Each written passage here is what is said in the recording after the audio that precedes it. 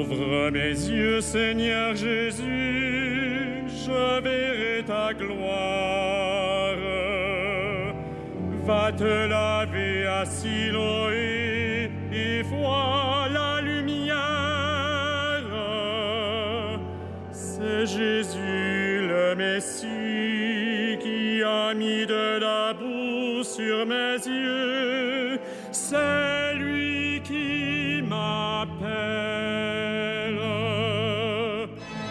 Guéris nos cœurs, Seigneur Jésus, par ton évangile.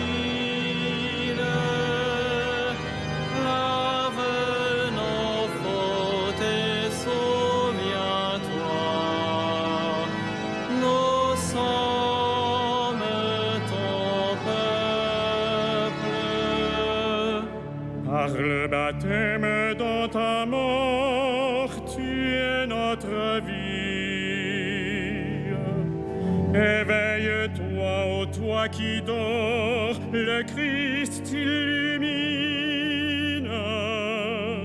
Je me lave et je vois, je crois que tu es Seigneur, la lumière du monde.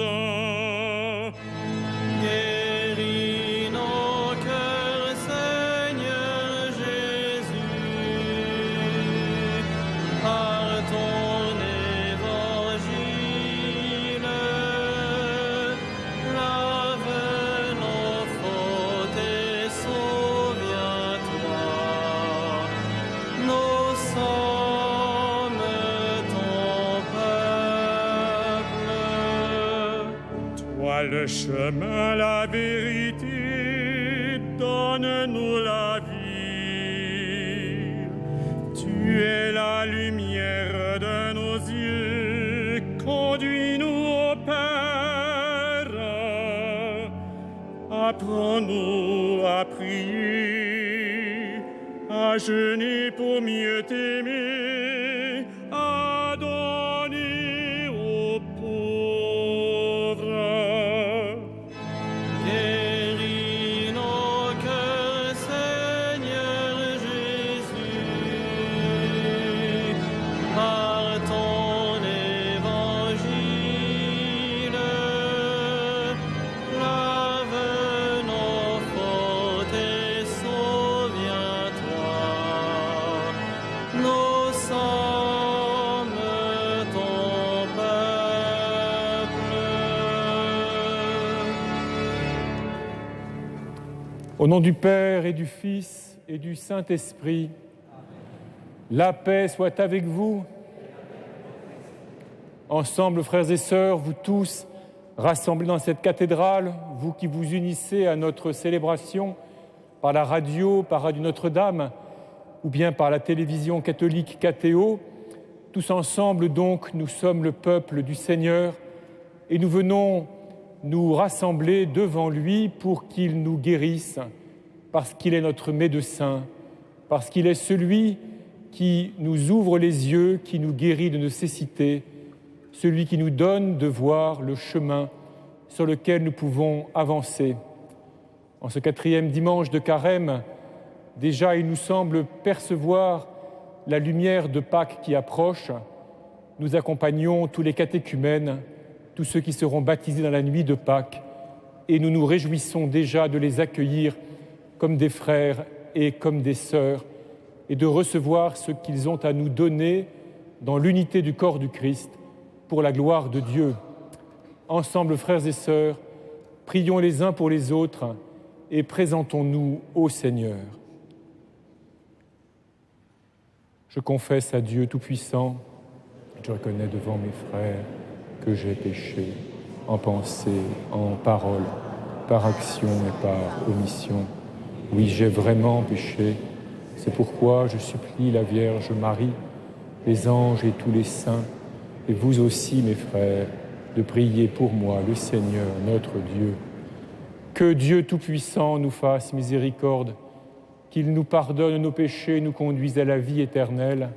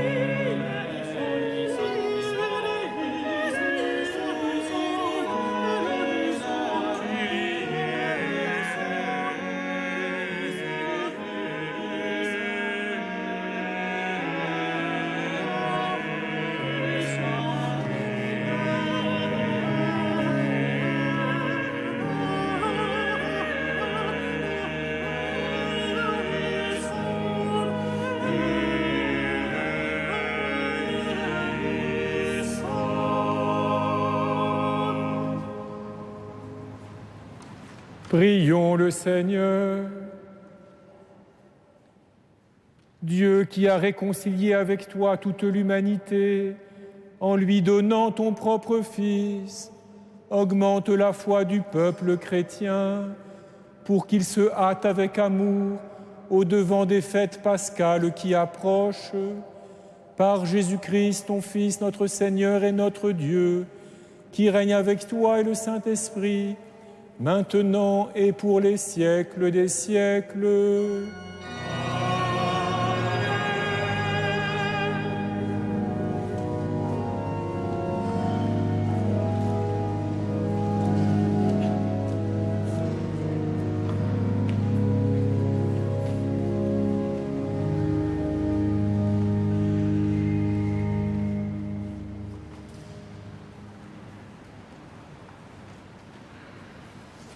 Lecture du premier livre de Samuel.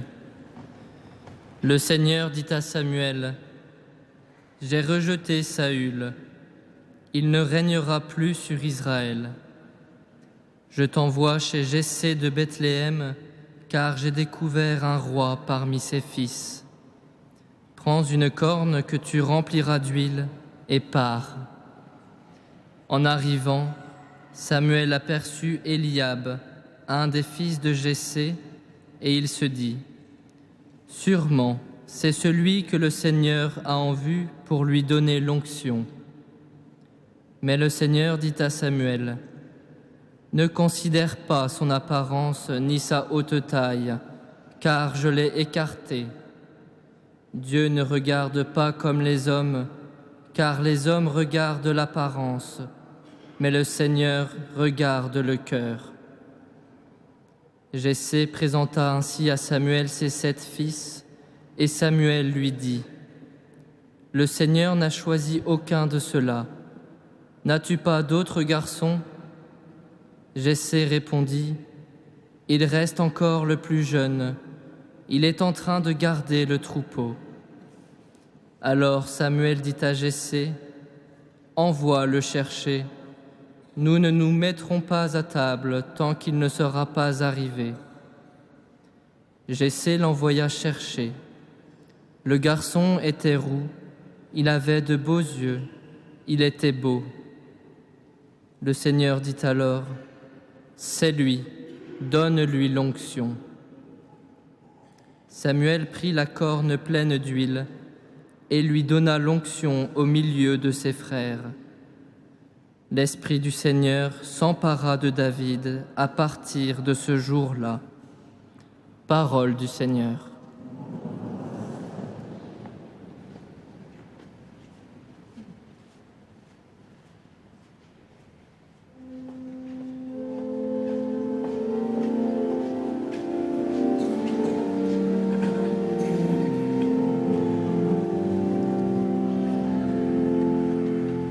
Le Seigneur est mon berger, rien ne manque à mon bonheur.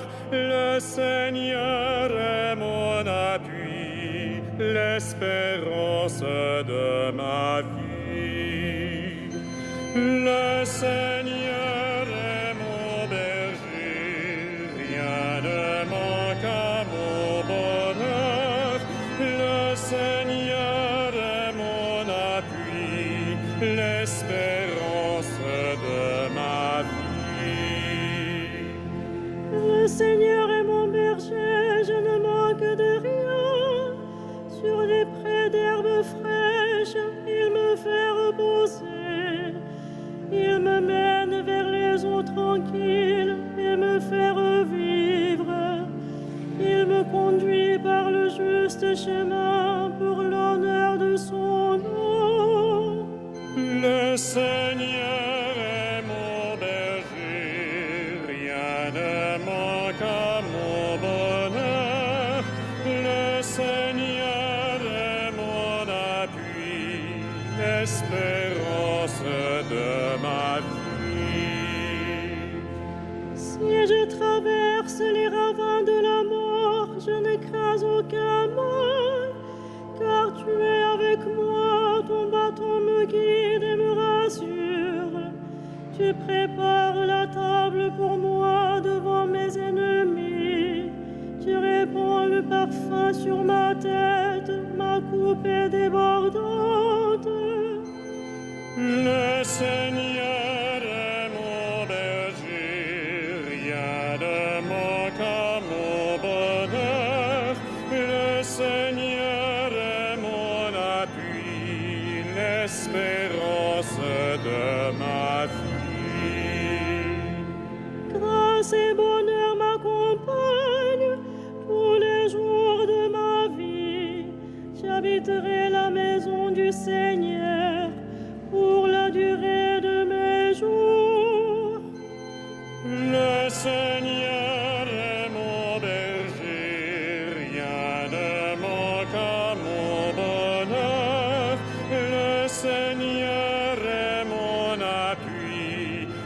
l'espérance de ma vie.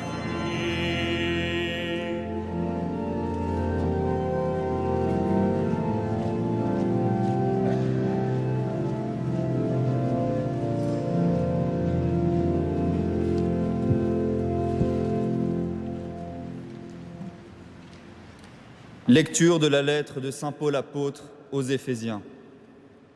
Frères, autrefois vous étiez ténèbres, maintenant dans le Seigneur vous êtes devenus lumière.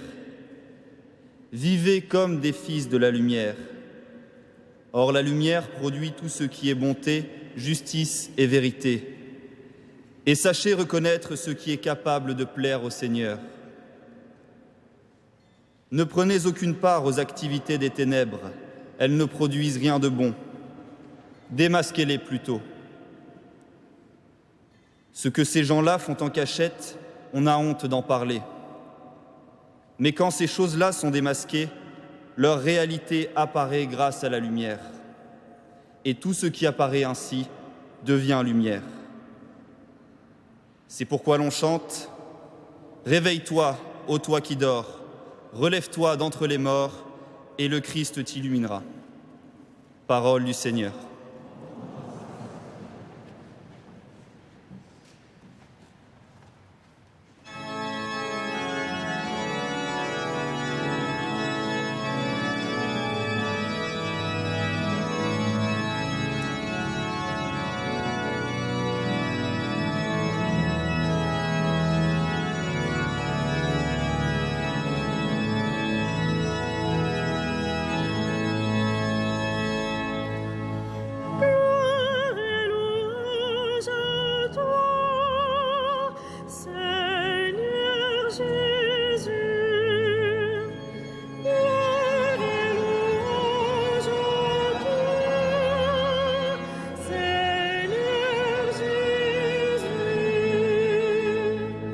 Lumière du monde, Jésus-Christ, celui qui marche à ta suite aura la lumière de la vie.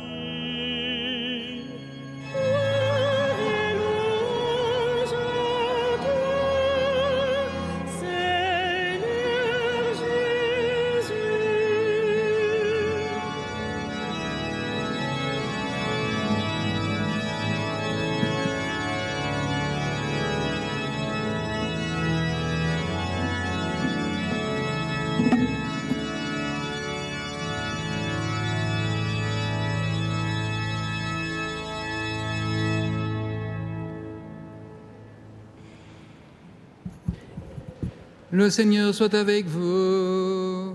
Et avec votre esprit. Évangile de Jésus-Christ selon saint Jean. Gloire à toi, Seigneur.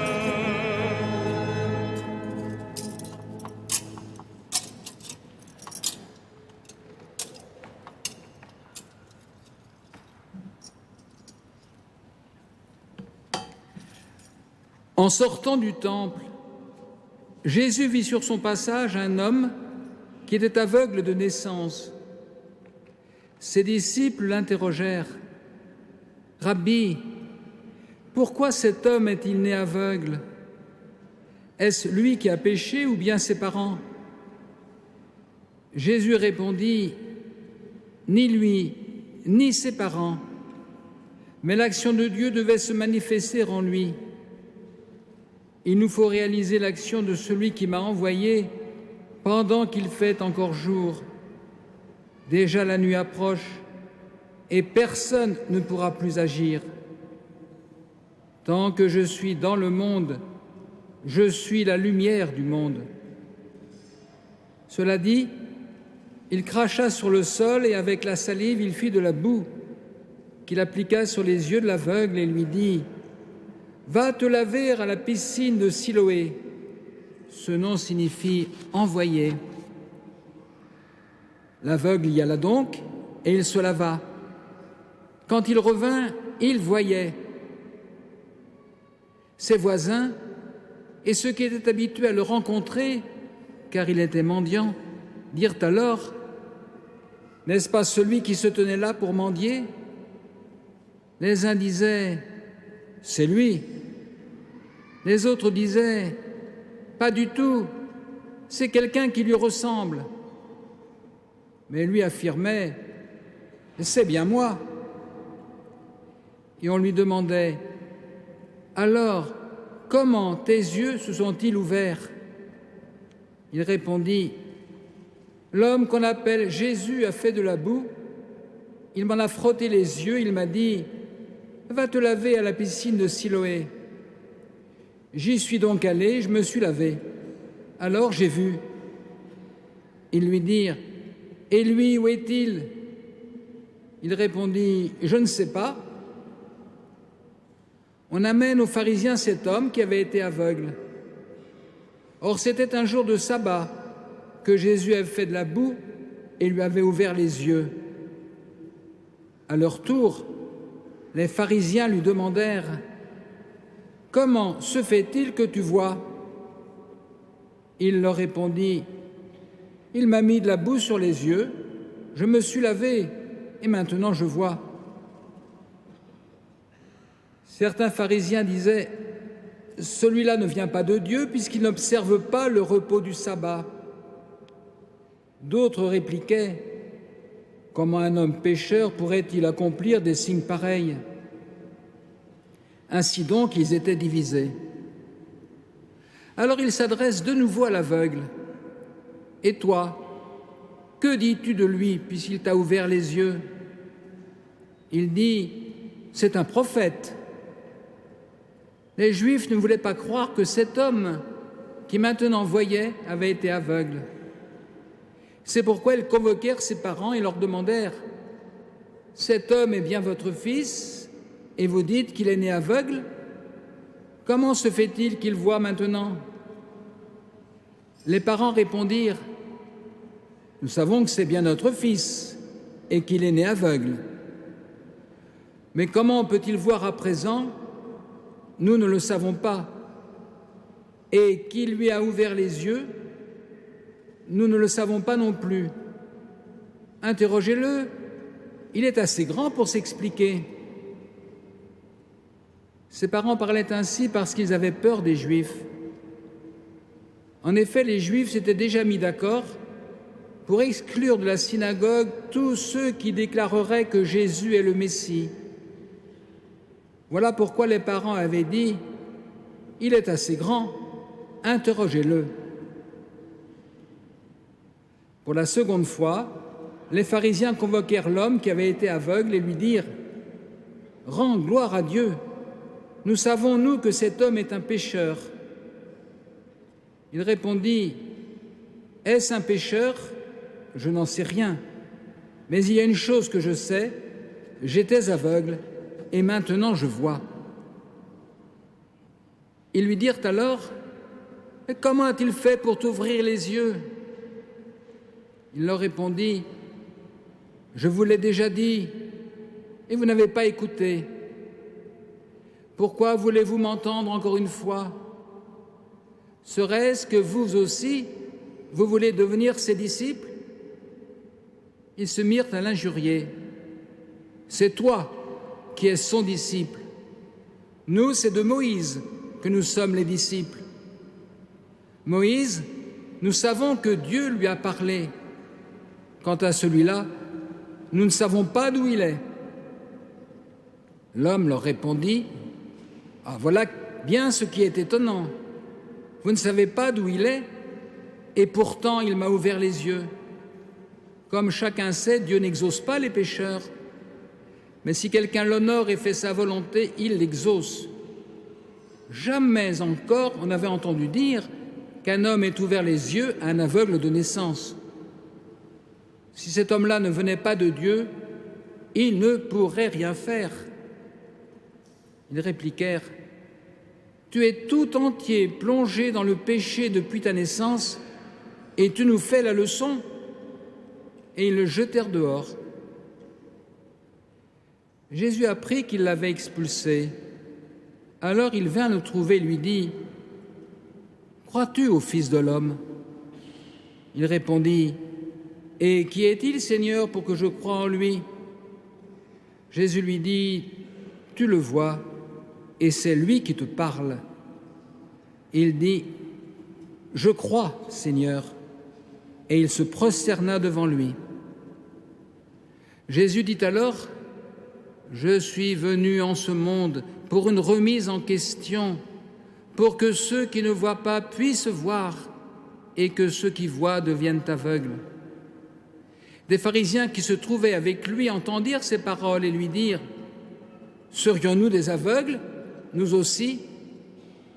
Jésus leur répondit, « Si vous étiez des aveugles, vous n'auriez pas de péché.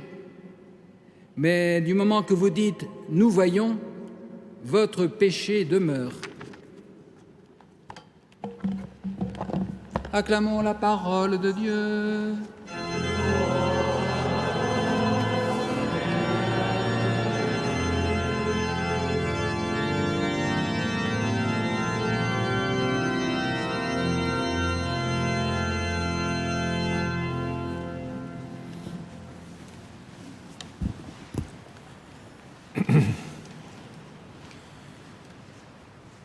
En ce dimanche, frères et sœurs, comme dans les 3 derniers dimanches du Carême, la liturgie nous fait entendre ces grands récits de Saint Jean qui sont des textes extrêmement denses parce que, en quelque sorte, 3 significations, 3 niveaux de signification s'y mêlent. L'évangéliste nous rapporte d'abord une histoire, un épisode de la vie de Jésus, la guérison d'un aveugle de naissance, et puis les conséquences qui s'en suivent. Mais à travers le récit de cet épisode, de cette guérison, Saint Jean veut essayer de faire comprendre aux croyants, aux fidèles du Christ, ce qu'ils vivent dans la foi, ce que la foi dans le Christ leur fait vivre. Et il se sert pour dévoiler ce qui est contenu dans l'épisode de cette guérison. Il se sert de tout l'arrière-fond de l'ancienne alliance, des Écritures juives, de ce que nous appelons l'Ancien Testament.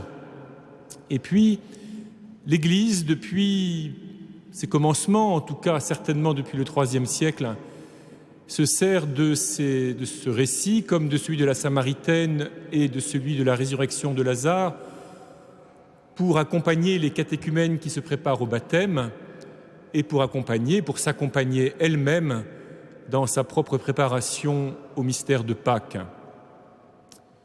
De quoi s'agit-il ? Donc d'un homme aveugle de naissance, dont Jésus s'approche pour le guérir. Cet homme était un mendiant. On peut sans doute supposer qu'il vivait médiocrement. Ses parents n'étaient pas très loin, mais visiblement ne suffisaient pas à sa subsistance. Il bénéficiait, comme il pouvait, de la bonne volonté de ceux qui le rencontraient.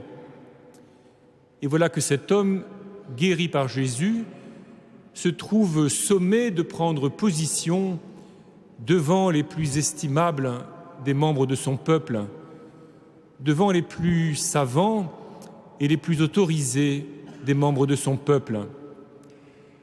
Il vivait comme un mendiant dépendant des autres, et le voilà obligé de se dresser en quelque sorte par lui-même, mais aussi en face de ceux qui l'interrogent et parfois contre eux qui sont les autorités de son peuple. Voilà peut-être, frères et sœurs, qui peut nous servir d'avertissement à nos frères et sœurs qui se préparent à être baptisés dans la nuit de Pâques et à nous, baptisés de plus ou moins longue date. Avoir été touchés par Jésus, rejoints par lui, accepter d'être guéris par lui, rendre compte de ce que nous recevons de Jésus, cela provoque des réactions contrastées chez ceux qui nous entourent et parfois cela peut provoquer de l'opposition. Cet homme était donc aveugle et maintenant il voit. Que voit-il ? Eh bien précisément, il voit ce que les autres ne voient pas. Un peu comme lorsque l'on avance à tâtons dans une pièce inconnue, dans le noir, en se heurtant aux meubles dont on devine plus ou moins la présence, et que brusquement quelqu'un allume la lumière et que tout s'éclaire. Cet homme était aveugle et maintenant il voit, et il voit tout dans la lumière de Jésus, l'envoyé du Père. Il voit que le monde dont il pouvait penser qu'il était vide est rempli de la présence de Dieu. Il voit que Dieu, dont il pouvait penser qu'il était lointain et qu'il ne s'occupait guère de lui, s'est fait tout proche de lui. Il voit que la vie humaine, la vie terrestre, dont il pouvait penser qu'elle était rude, le conduit vers la vie en plénitude, au lieu de déboucher simplement sur la mort. Il voit ce que les autres ne voient pas encore, et ce qu'il voit, ce qu'il dit de ce qu'il voit, et de celui grâce à qui il voit, provoque donc des réactions chez ceux qui l'entourent, et en particulier donc chez les pharisiens. Qui sont les pharisiens ? On peut dire, frères et sœurs, en simplifiant un peu, qu'ils sont un genre de gens bien. Les pharisiens sont un courant spirituel qui est apparu dans le peuple d'Israël un peu avant la naissance de Jésus. Ce sont des hommes qui veulent vivre la loi de Dieu le plus précisément, le plus exactement possible.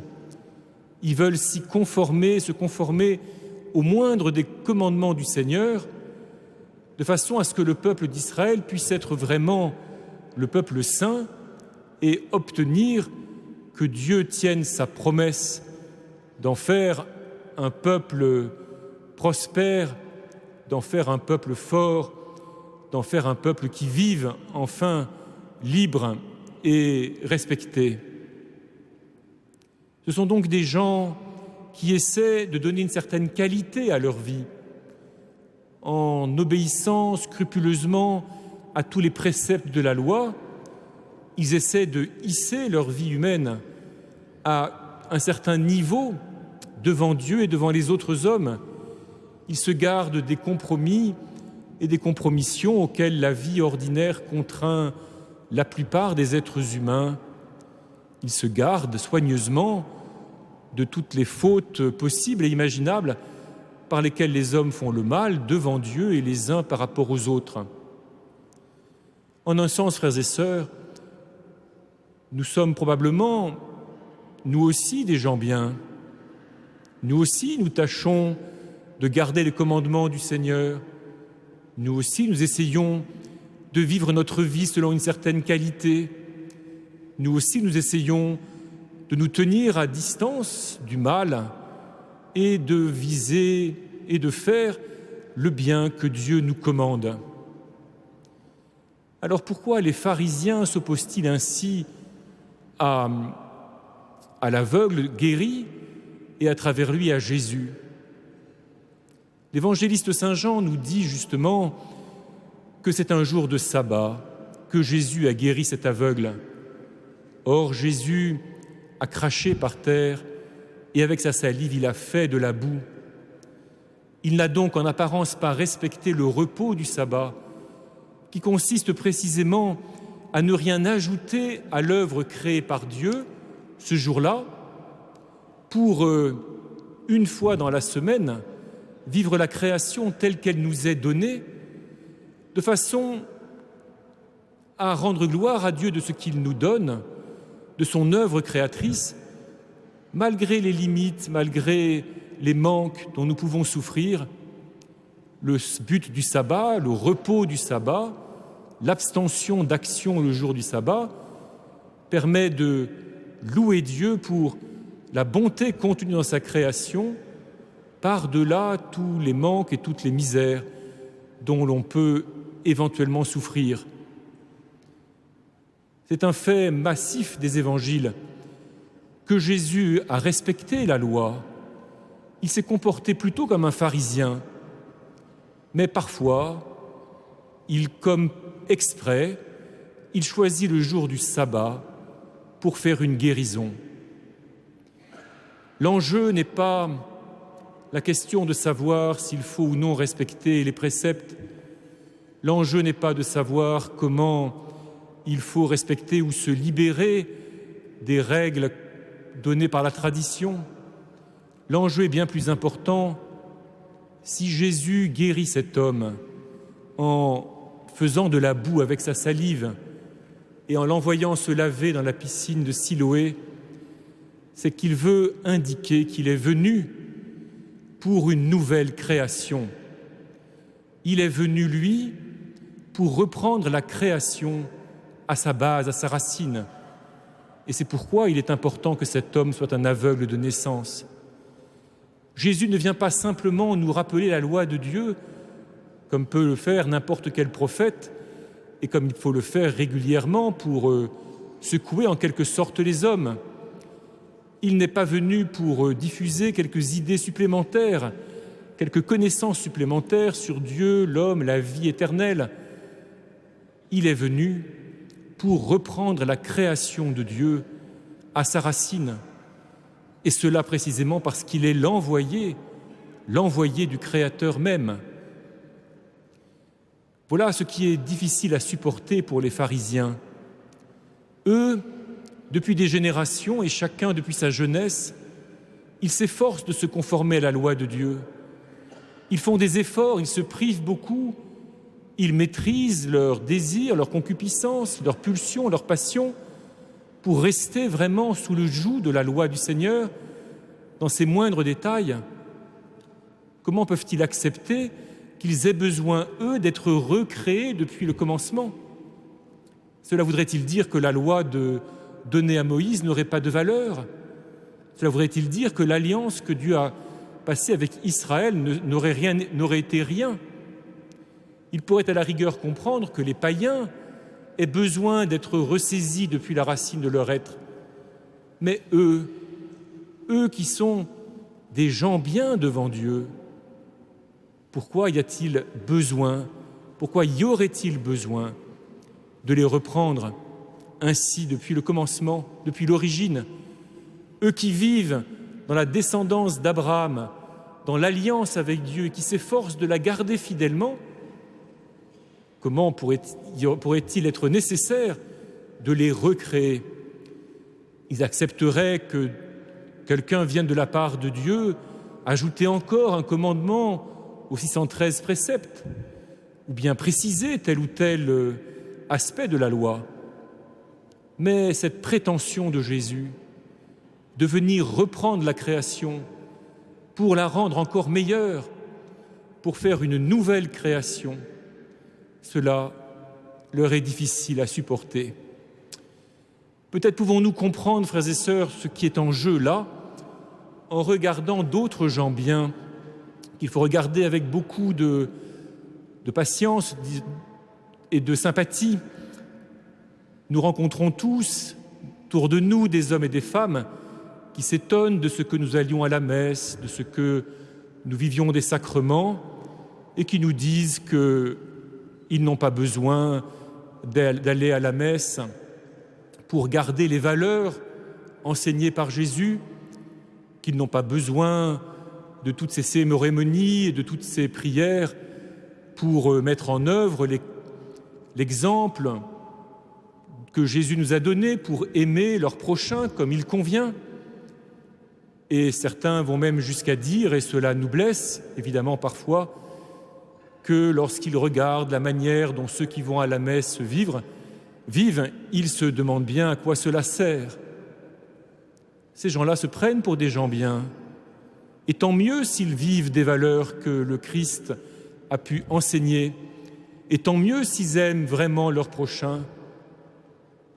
Mais nous, frères et sœurs, si nous venons à la messe, si nous avons besoin des sacrements du Seigneur, c'est que nous avons plus ou moins clairement compris que nous avions besoin que le Seigneur nous recrée depuis la racine de notre être.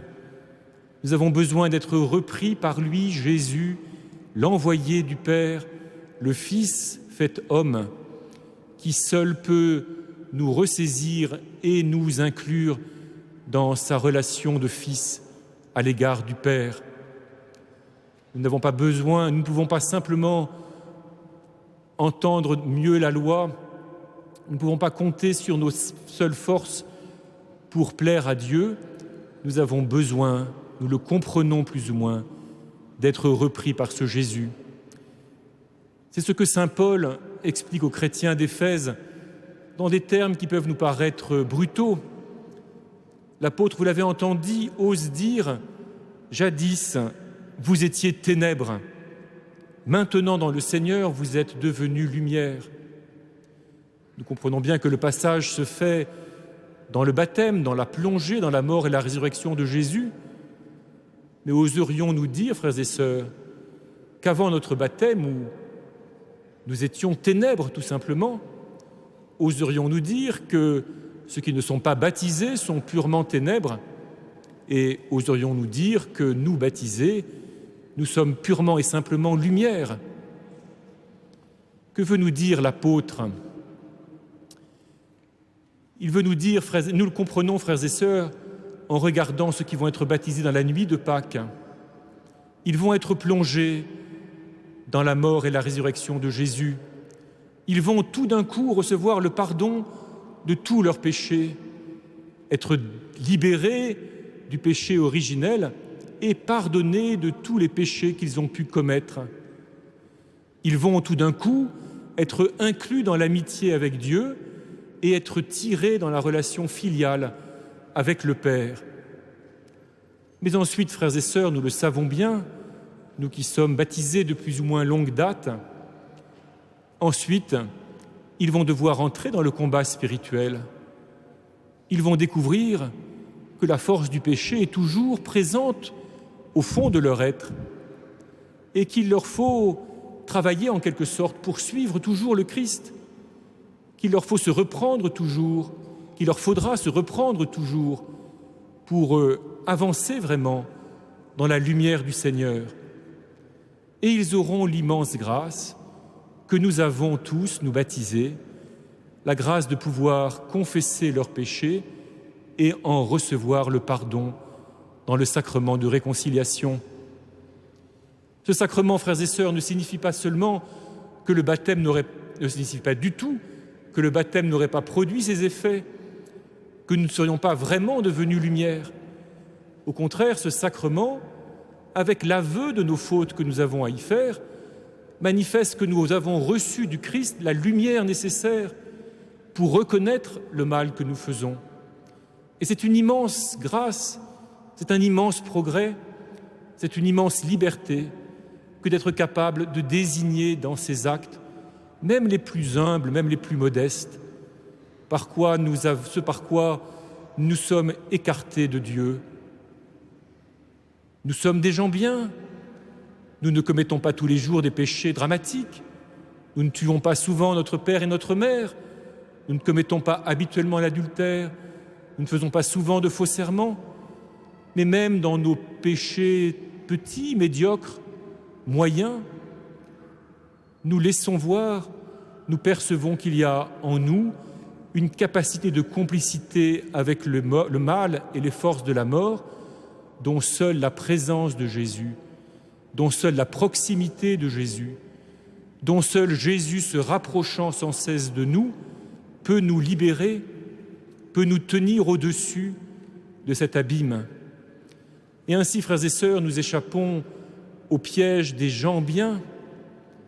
C'est que si nous menons des vies honorables, si nous menons nos vies selon une certaine qualité, si nos vies peuvent porter une certaine lumière, être source de vérité, de paix, ce n'est pas à cause de nos vertus, ce n'est pas parce que nous sommes meilleurs que les autres, ce n'est pas parce que nous sommes plus courageux et capables de plus d'efforts que d'autres, c'est fondamentalement parce que le Seigneur Jésus est venu jusqu'à nous, qu'il nous a guéris, qu'il nous a donné sa lumière, qu'il nous a donné la capacité de voir sa lumière et qu'il nous donne sa grâce et sa force pour reconnaître même le mal que nous faisons et tirer vers lui même le mal que nous avons pu faire.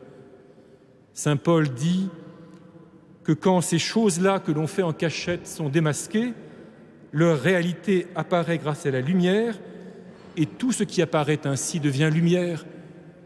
Même nos péchés, si nous les tirons vers le Seigneur, vers la lumière du Seigneur dans le sacrement, deviennent lumière parce qu'ils nous permettent de confesser que le Christ Jésus s'est approché de nous et que lui nous donne de nous tenir dans une relation nouvelle vis-à-vis de Dieu. Alors, frères et sœurs, prions pour tous ceux qui vont s'approcher de la piscine de Siloé dans la nuit de Pâques. Prions pour tous ceux qui vont entrer dans cette vie nouvelle, dans cette capacité nouvelle de voir toutes choses dans la lumière du Christ présent et agissant. Osons, frères et sœurs, nous-mêmes, marcher sur le chemin que nous pouvons voir désormais grâce au Christ, le chemin qui nous mène vers le bien et vers le meilleur et vers le bien toujours plus grand, en nous arrachant à notre péché et en commençant déjà par le reconnaître avec humilité et joie, parce qu'encore une fois, reconnaître notre péché, c'est déjà laisser briller en nous et à travers nous la lumière du Christ.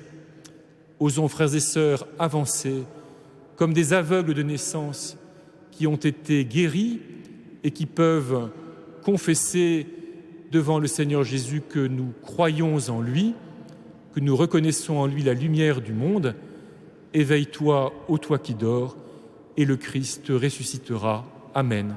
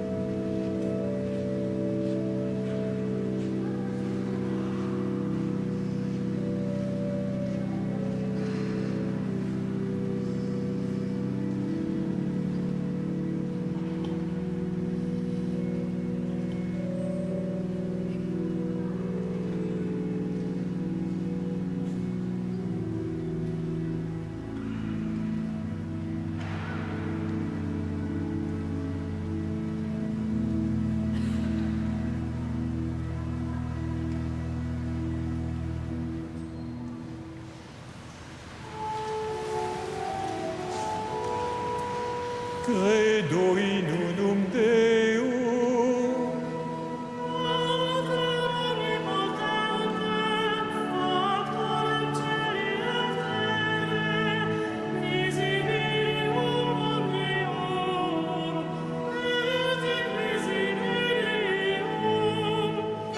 et in unum Dominum Iesum Christum Filium Dei unigenitum, Et ex Patreatum, ante omnia saecula, Deum de Deo, lumen de lumine,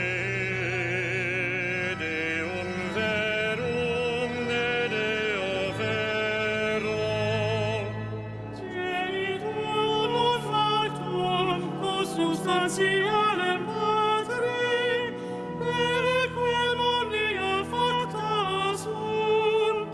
qui propter nos homines et propter nostram salutem descendit de celis, Et incarnatus est Spiritus Sancto, ex Maria Virgine, et homo factus est. crucifixus etiam pro nobis sub Pontio Pilato passus et sepultus est, Et resurrexit tertia die, secundum Scripturas, et ascendit in celum, sidet ad dexteram Patris, et iterum venturus est cum gloria, judicare vivos et mortuos, cuius regni non erit finis. et in Spiritum Sanctum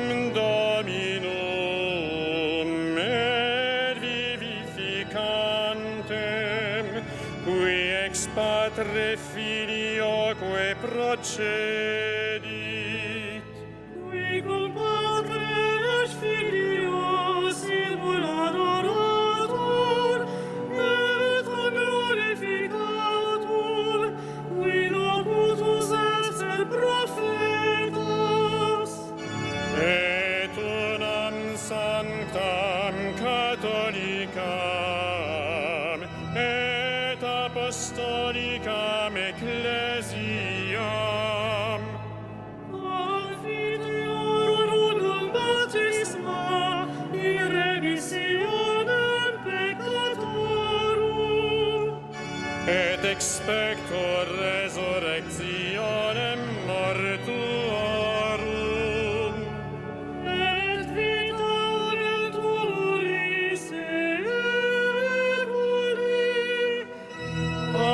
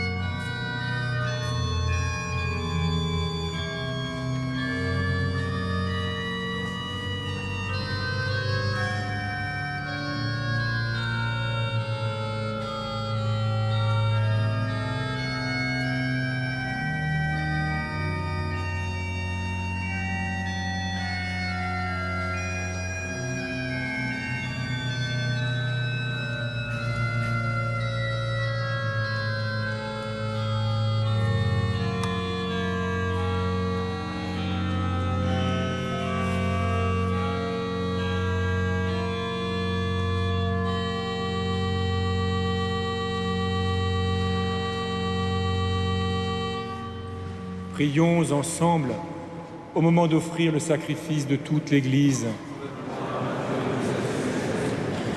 Seigneur, nous te présentons dans la joie le sacrifice qui sauve notre vie et nous te prions humblement.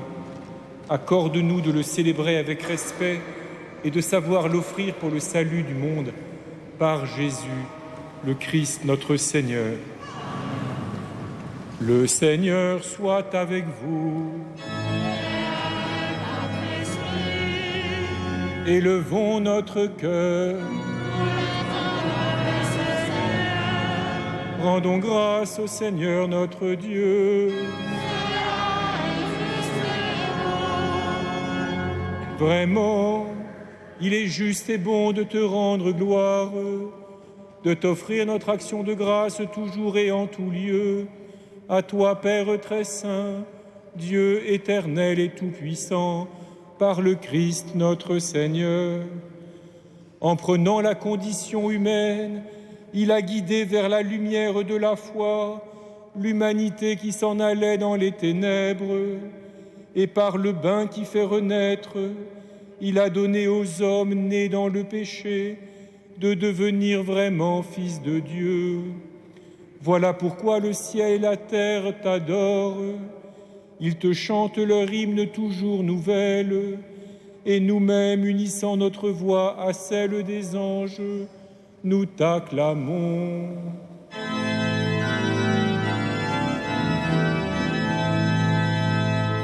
Saint, Saint, Saint, le Seigneur, Dieu de l'univers, le ciel et la terre sont remplis de ta gloire.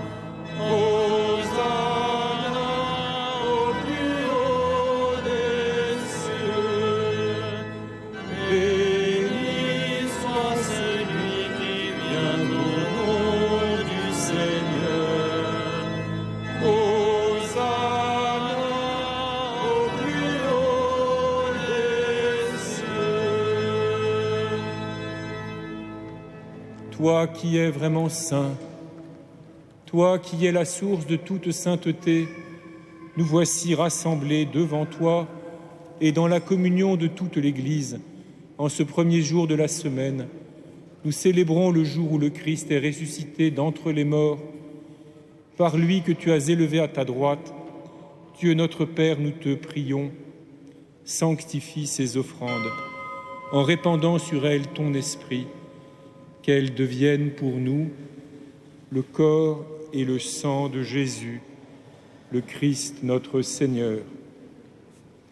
Au moment d'être livré et d'entrer librement dans sa passion, il prit le pain, il rendit grâce, il le rompit et le donna à ses disciples en disant : « Prenez et mangez-en tous, ceci est mon corps livré pour vous. »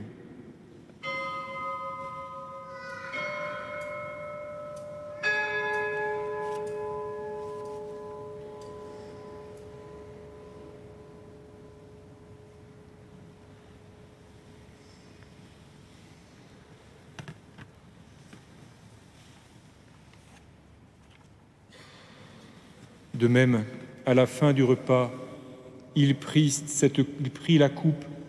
De nouveau, il rendit grâce et la donna à ses disciples en disant : « Prenez et buvez-en tous, car ceci est la coupe de mon sang, le sang de l'alliance nouvelle et éternelle, qui sera versé pour vous et pour la multitude en rémission des péchés. Vous ferez cela en mémoire de moi. »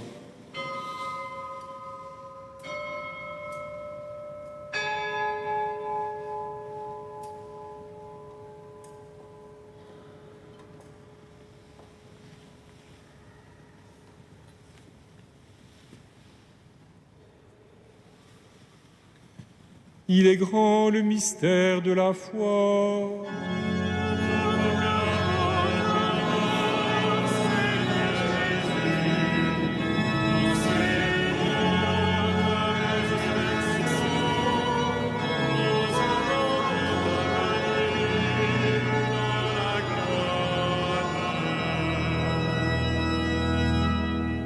faisant ici mémoire de la mort et de la résurrection de ton Fils, nous t'offrons, Seigneur, le pain de la vie et la coupe du salut, et nous te rendons grâce, car tu nous as choisis pour servir en ta présence. Humblement, nous te demandons qu'en ayant part au corps et au sang du Christ, nous soyons rassemblés par l'Esprit Saint en un seul corps.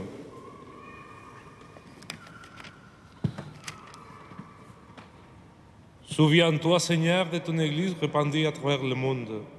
Fais-la grandir dans ta charité avec le pape François, notre évêque André et tous ceux qui ont la charge de ton peuple.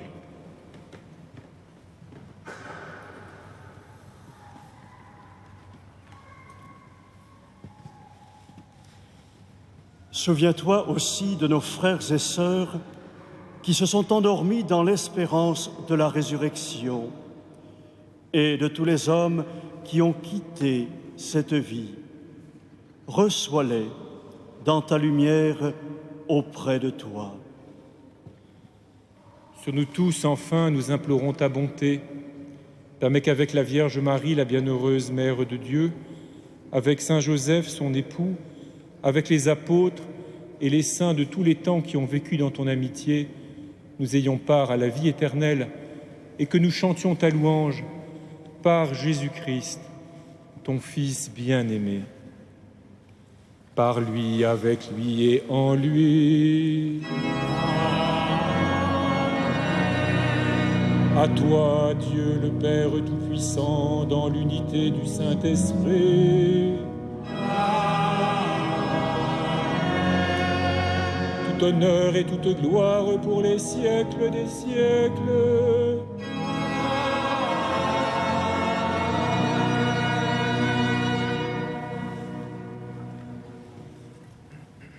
Comme nous l'avons appris du Sauveur, selon son commandement, nous osons dire « Notre Père, qui es aux cieux, que ton nom soit sanctifié, que ton règne vienne, que ta volonté soit faite sur la terre comme au ciel. Donne-nous aujourd'hui notre pain de ce jour.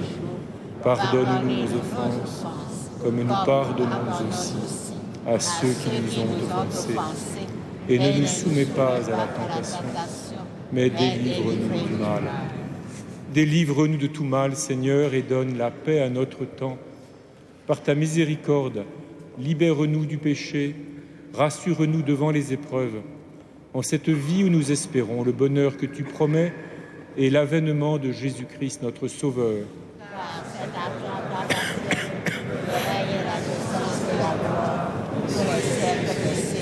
Seigneur Jésus-Christ, tu as dit à tes apôtres, je vous laisse la paix, je vous donne ma paix. Ne regarde pas nos péchés, mais la foi de ton Église. Pour que ta volonté s'accomplisse, donne-lui toujours cette paix et conduis-la vers l'unité parfaite, toi qui règnes pour les siècles des siècles. Amen. Que la paix du Seigneur soit toujours avec vous. Frères et sœurs, dans la charité du Christ, donnez-vous la paix.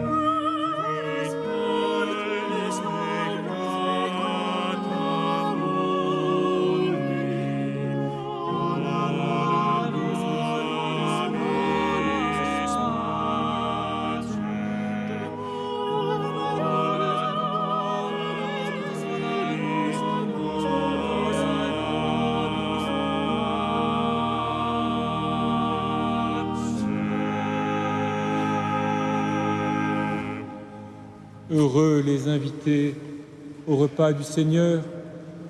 Voici l'agneau de Dieu qui enlève le péché du monde.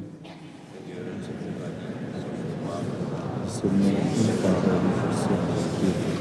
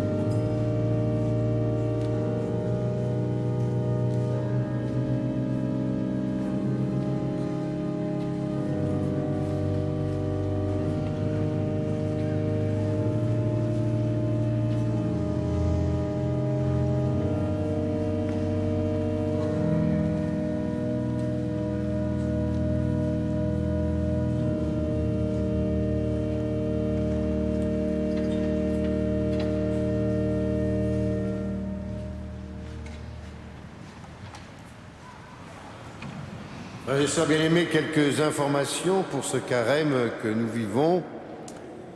Tout d'abord, vendredi prochain, 4 avril à 15 h, vénération de la Sainte Couronne d'Épines. Vous pourrez d'ailleurs à ce sujet et à ce propos vous procurer le livre que les chapelains viennent de faire, 56 pages sur la couronne d'épines, bien illustré et préfacé par le cardinal. C'est au prix de 6 € et ça se trouve donc à la boutique de la cathédrale. Samedi 5 avril à 10h30, messe pour le 20e anniversaire du décès du professeur Lejeune. Cette messe sera présidée par notre archevêque. En conséquence, il n'y aura pas de messe à midi, ce samedi 5 avril. Enfin, un concert à Notre-Dame le mardi 8 avril à 20h30. Vous pourrez vous prendre des places à l'accueil. Vous avez aussi cette feuille qui, pendant tout le carême, vous invite à la prière, au partage, au jeûne. N'oubliez pas de participer au sacrement de la réconciliation. Des prêtres sont à votre disposition. Mais aussi, n'oubliez pas de faire votre offrande parmi les projets qui vous sont proposés. Cela permettra de vivre mieux encore notre solidarité, certes par la prière, mais aussi par le partage. Nous pouvons nous lever pour terminer ensemble notre prière avec Monseigneur Demoulin-Beaufort, évêque auxiliaire de Paris.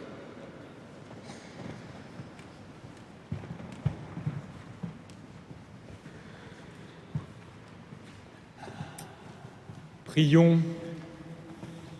Dieu qui éclaire tout homme venant dans ce monde, illumine nos cœurs par la clarté de ta grâce, afin que toutes nos pensées soient dignes de toi et notre amour de plus en plus sincère par Jésus le Christ, notre Seigneur.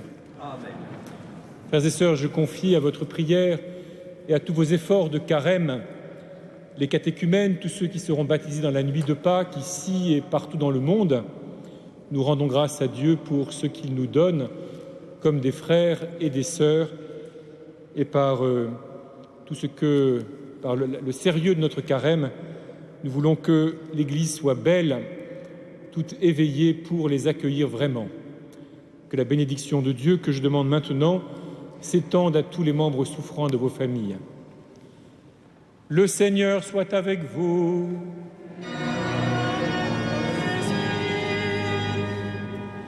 Que Dieu Tout-Puissant vous bénisse, le Père, le Fils et le Saint-Esprit.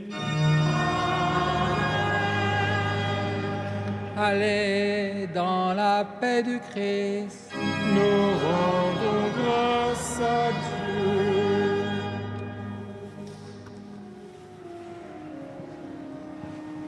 Ave Regina Caelorum.